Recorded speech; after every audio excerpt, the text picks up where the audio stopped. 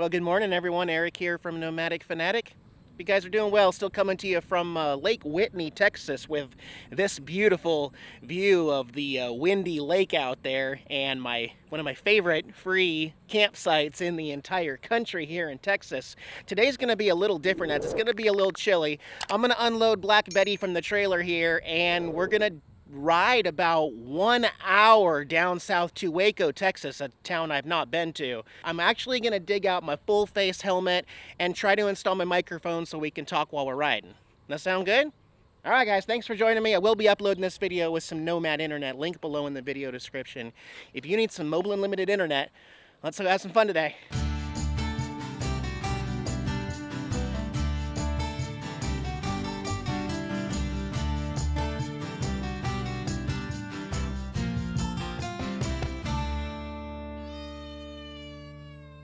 Is that a pretty good carrot then? Are you eating your veggies? Is that what Tara does? She eats her veggies like a good girl. Good. You don't want it anymore? You got some other toys there. But this one with the bell. You want this one with the bell? You should get that one. That one's not good enough. What about this one? You want that one? Oh yeah. That's a pretty tasty mouse, huh? All right, well, you got all your toys, you got food and water. I'll see you in a couple hours, okay? All right, love you, Tara.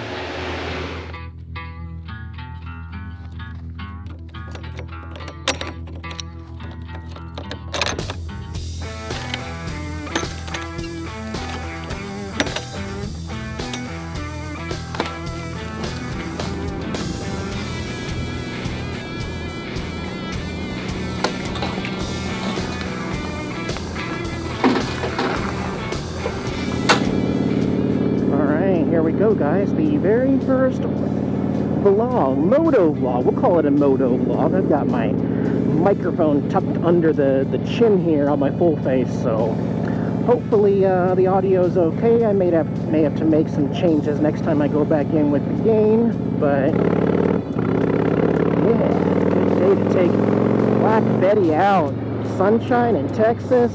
I'm short sleeve right now, but I did bring the jacket and I got it in the saddlebag, so I need to throw that on later once we get on the highway. We'll see. Right now it says I have 56 minutes to get to Waco, Texas. And you might also notice that the ground's a little wet still. We got some nasty thunderstorms last night, but it's beautiful now. The road's gonna dry, and we're just gonna have a really good ride. And don't worry about the RV or Tara or any of my personal belongings. I know everybody is always so concerned about it when I leave my RV, and they think, you know, Eric, you're going to have so many problems. No, I got all my security systems in place, and I've got I can look on my phone to look at the cameras. I got my zones set up. I've got everything locked up.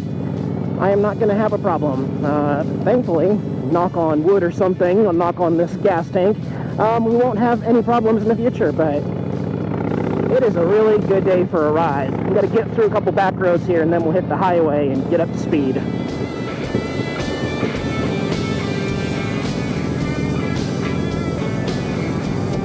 Definitely something about the open road and the bike that just kind of resets me, you know?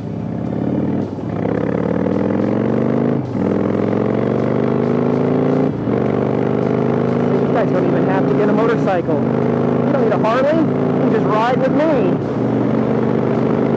Oh man, that feels good. And I'm gonna keep these straps on. This is how I hook it in the trailer, but it doesn't bother me while I'm riding, so I'm not really worried about it.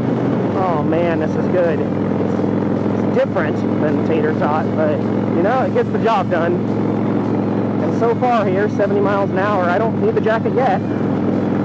We'll wait and see though, but yeah. Oh, and I do have a pit stop to make before we get to Waco. I need to stop by the FedEx ship center. They are holding my package that got rejected from escapees. So I'm going to get that today and put it in my saddlebags. Also brought my backpack in case the package is too big. And I will show you that later tonight. Right now I want to think about other things. Yeah.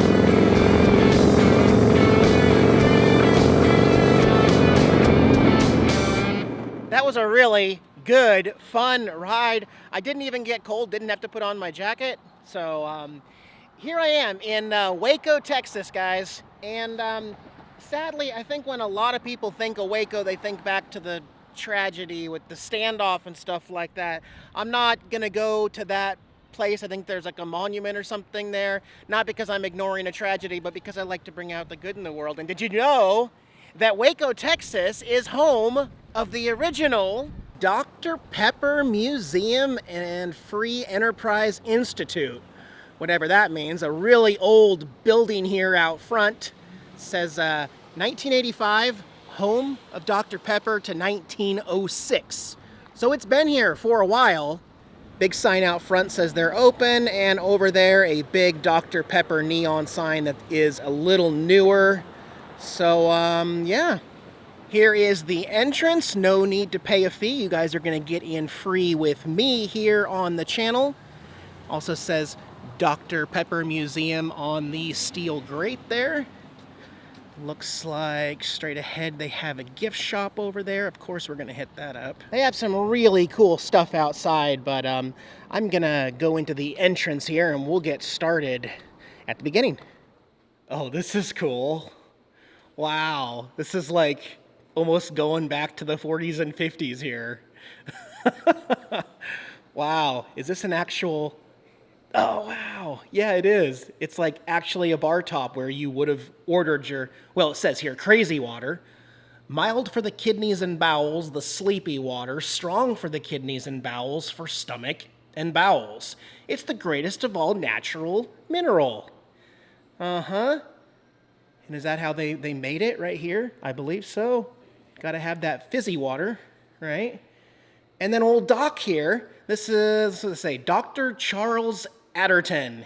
Yep, they would prescribe you fizzy pop, soda, because that's what you need to fix all your problems is some sody pop.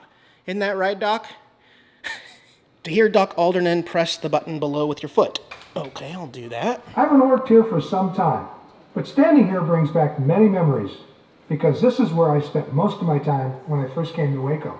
When I was a young man, I worked behind this counter making medicines and filling prescriptions. You wouldn't believe it, biggest and the best drugstore in Texas back in those days. At the time, Waco was at the center of everything happening in Texas. Doc is still chatting over there, but we're probably going to see some pretty interesting stuff. Maybe some of you guys will recognize some. There's a limited edition Indiana Jones Dr. Pepper bottle there, and some other art created out of Dr. Pepper cans, including a boat there. Somebody made a little light with a light bulb. Dr. Pepper, good for life, it says. Another storefront here, Artesian Manufacturing and Bottling Company. So we get to go inside the bottling company. There might be other people in here, yeah. Okay, this is pretty cool. This is a very old bottling facility. It's pretty neat that they saved all this because you probably won't recognize much of this machinery. There are some pictures back there of them using these machines back in the day. Here they are back in the day. This is the bottle washing station from 1912. Looks like they're also doing some inspections here just to make sure that everything's working. Looking good, conformity, yeah. All right, so they also left this original artesian well here in the middle of the museum. They drilled this artesian well to get the water to make the Dr. Pepper. I actually grew up on artesian well water back home in Olympia, Washington. We have free water that you can go into the city, although some of the homeless have taken over. But if you look down there, it doesn't look too clean. I don't know if I would drink out of that particular artesian well, but if you haven't tried artesian well water, it's worth the effort. We used to take milk crates with 1 gallon washed out milk jugs and fill them up and take them back and only drink that. Yeah. Oh, this is just the first floor of 3 floors in this building. Dr. Pepper, the king of beverages. Let's hop on up to the 2nd floor now and see what's going on up here. Oh, an old comic strip style piece of advertising there for Dr. Pepper. I like that. And some Dr. Pepper coolers. Be a Pepper. Dr. Pepper. Wake up your taste. That's a really cool cooler. This is a really neat museum. They have a lot of stuff. The Tailgate 2000, Larry Culpepper. Okay, I guess he was a big Dr. Pepper fan for football. And All right. That's got to be 80s, right? That's definitely some 80s advertising. Look at the hair. Napoleon Dynamite there. So is it tough for me to see all this Dr. Pepper stuff, considering I'm an avid Coca-Cola fan? No, not at all. I think Dr. Pepper has its place in American history, and actually I really like the flavor of Dr. Pepper. It's just, I picked Coke. I've been a Coke guy all my life, so. But I do like the history behind it, because I think a lot of these first older, bottling companies changed things here in America. And I believe the reason why we're seeing some 7-Up stuff is because they bought, I think Dr. Pepper later on bought 7-Up, but 7-Up started as its own also, some old stuff. We'll go back in here, the music just stopped and they're clapping. I really like the layout because it has that really old country feel. You can see they put a lot into this museum, they really did. This is like a storefront of stuff. It's got your soda, it's got your fruit and stuff. You get your gas, you get your oil changed over there. And these are original old signs for Dr. Pepper with the awnings there and the screen door. This is how it really was back in the day, so that's pretty cool. And all you old gas pumpaholics out there, that's a very old vintage gas pump there. Hey, they got some Coke stuff here. Oh no, new Coke from 1985. That did not go over too well with people. That one's upside down for 7-Up. It was a promotional, it's to turn your thirst upside down. Yeah, obviously that didn't work. They're going back pretty far in time with the Dr. Pepper stuff. We're going all the way back to 1905. Oh my. Okay. Pop, fizzle. Oh, geez. Crystal Pepsi. There's some more Crystal Pepsi back there. So that's cool that they're also talking about some of their other competitors. Coke Plus with the rainbow colored. That's different. All right, so here's the current family of the Dr. Pepper, all their different brands and everything. It looks like they also have RC Cola. Let's see, you recognize any of these ones? Well, there's Big Red there. That Spider-Man Dr. Pepper was part of a movie theater thing they did. Selling soda, your favorite commercials. Or are these like old-timey commercials and stuff? Yeah, I guess so. Let's head on up to the 3rd floor of the museum. All right, now we're in the Free Enterprise Institute portion of the museum. So that was my question when we saw that outside. Just a lot of different brands in front of the desk. I guess this is the thinking desk where you come up with ideas and stuff. Okay. All right, then we got, who's this? Mr. Foots was the man with the marbles. I don't know why they called him Mr. Foots, but apparently he sold a lot of Dr. Pepper back in the day because that was a thing.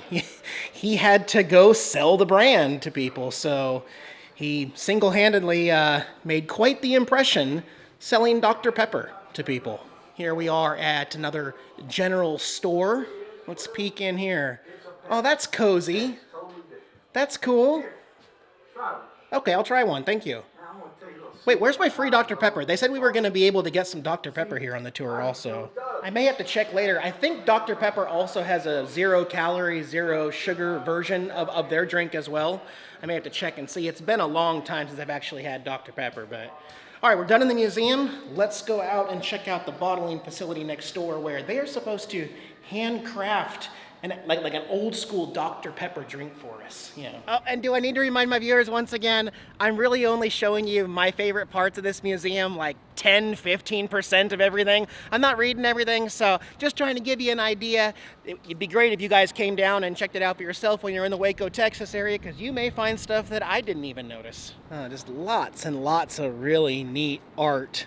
I mean, obviously it's been touched up over the years, but it's cool looking. Pick up your drinks here. Yes, taste a soda or make a soda.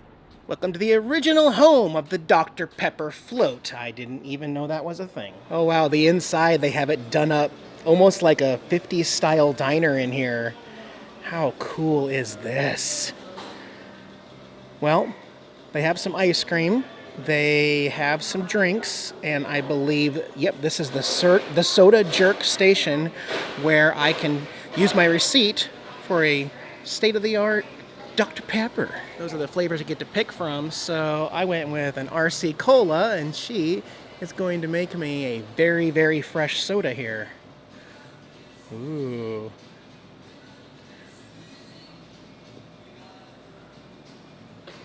Just like they did it in the old day, huh?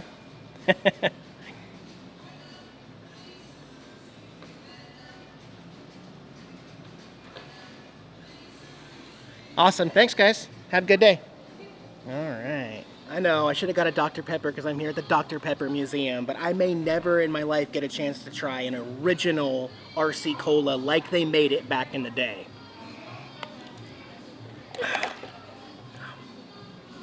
It is definitely different than our normal fountain drinks today with the CO2 and stuff. I love fizzy sodas. It's really good. And it's definitely, if you're used to RC Cola, like RC Cola today in a can, because I don't know where you can get RC Cola out of a fountain, that's delicious. All right, we'll toss that right in there. That was delicious. All right, then there's more to see in here. Wristbands required. Got my wristbands, so we'll go check this place out. What the heck? Feline mirrors from the 1920s? These cat mirrors were made in Germany and were giveaway promotional items. Both Dr. Pepper and Coca-Cola used the cat mirrors as I can't say that word. Promotional novelties in the 20s. Interesting. The Holt Beverage Company. I think that this is a replica of how the bottling company worked. I believe it's supposed to be spinning and doing stuff, but you can just imagine that it's working. There's no button to push, so then they come here. I think this is where it gets filled up. Yep, there's the fizzy water right there. So then they get filled up, and now they got bottle caps on them, and then they run up here, and then they drop down that guy right there and fill these crates, and then they bring them into your local Waffle House or whatever.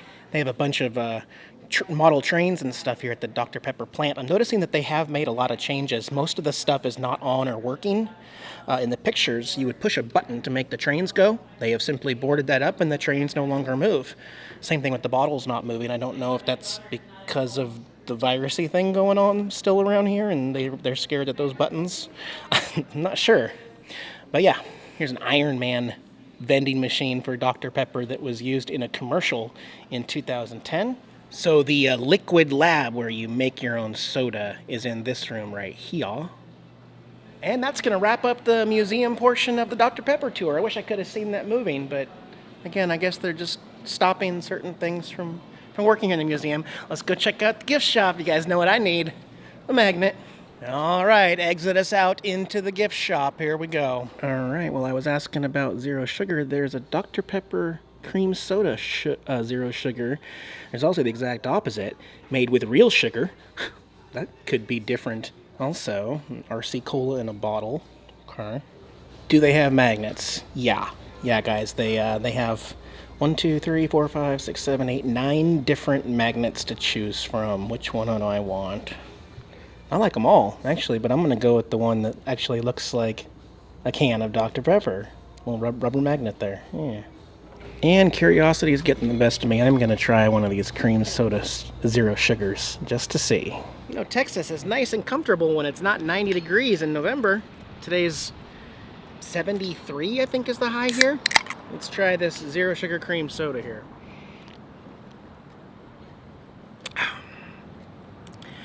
That is, I knew it was going to be delicious. Literally, you wouldn't like it. It's freaking delicious. So, while I'm here, I think I'm going to get a bite to eat out on the bike before I head back to the RV, because all I got in there is crummy RV food and healthy food. So I got to eat unhealthy while I'm here, right? Have to. Actually, there's a Hawaiian barbecue joint just 2 or 3 blocks away from here. I don't even know what Hawaiian barbecue is or what that means, but don't even have to get on the bike. We can just walk over there. Let's go check that out. All right, well, this looks pretty quirky. L&L Hawaii with some palm trees, and look, there's even a phone booth with none other than Clark Kent there. Superman in the phone booth. How cool is that? All right, you heard that right. Hawaiian barbecue. Oh my gosh. So we got ribs, we got chicken, we got pork and potato salad, and I believe some rice also. Holy. Okay, teriyaki chicken. That's what it actually is.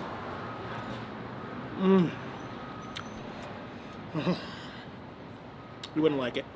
And this is supposed to be ribs, I guess? Are you kidding me? This is so good. I should try new things more often. Freaking delicious.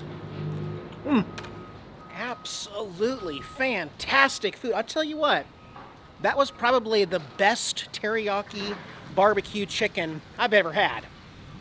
I love getting that teriyaki chicken at Panda Express. That's good food. I got a long ride ahead of me back to the campground to check in on Tara, and I want to show you the package I got that I picked up commemorating Jax's life. So I'm gonna get my ride put on. I'll get back to him and get back to the campground, guys. Man, really? Really? I have Jax's ashes, or so I thought. We have a big problem here. I'm not ready right now. Let me get in touch with Pet Angel and find out what the hell is going on before I lose my mind. I'll get back to the next one.